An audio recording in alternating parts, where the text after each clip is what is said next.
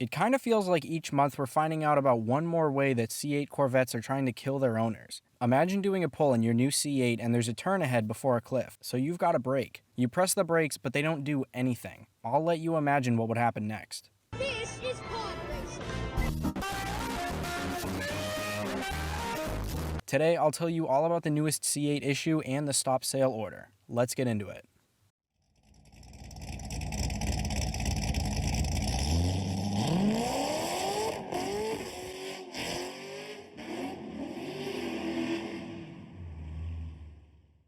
If you had no idea about the other two recalls or the upcoming Z06, make sure to check out my other videos on that after this. I'll link them all in the description and at the end of this video. GM recently confirmed this issue with the car's brake booster system. The brake system combines the master cylinder, vacuum booster, vacuum pump, and electronic brake control module into one piece. The force applied to the brake pedal uses a wire to tell the booster how hard to brake. GM now says that the materials used in the connection might have been contaminated during manufacturing, so the communication could be interrupted and all of a sudden the brake pedal would require significantly more pressure to work at all.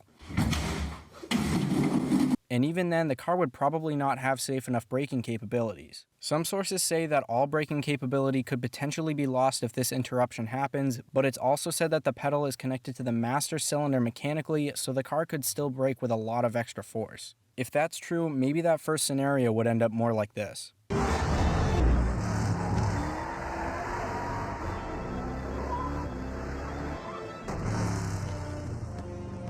Wow! Because of this new problem, along with the stop delivery order Chevy sent out, a new official recall should be announced in the near future. This is the first C8 recall that's going to require owners to bring their car to the dealership since they'll be replacing the booster module, but it'll obviously be done free of charge. It honestly sucks for Chevy that after finally making a mid-engine Corvette in the first year of production, they've had to deal with these 3 recalls on top of all the Corona BS. Because of the pandemic, they're not able to get the cars out as quickly, so the hype hasn't really continued as well as it could have if things were normal, and now these recalls don't help with anything. As a huge Corvette fan, I was iffy about the C8 at first, then I really liked it after Jay Leno's video and seeing one in person, and now I'm not as crazy about them. I've heard plenty of C7s that give like a nice little fizzing sensation. It's not actually in my penis, but it's sort of just behind it.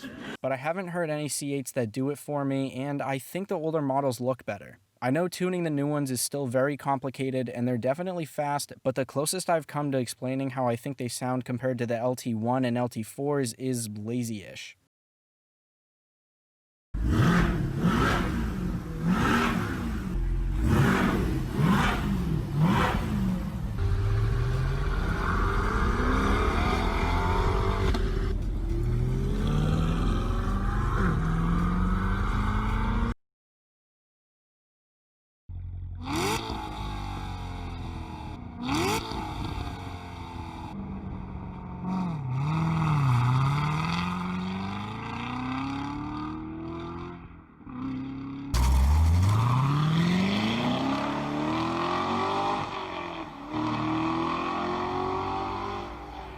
I don't dislike them, I just don't favor them over the 7s. The 5 other models affected are the Cadillac CT4, CT5, and XT4, along with the Chevy Trailblazer and Buick Encore GX. There was actually a lawsuit filed against GM earlier this year for brake booster systems in their full-size trucks and SUVs made in 2015 or later. As bad as the C8 problems have been just because it's the first year of production, I'd assume this one could have been avoided since they've had brake booster problems in the past. But you know what?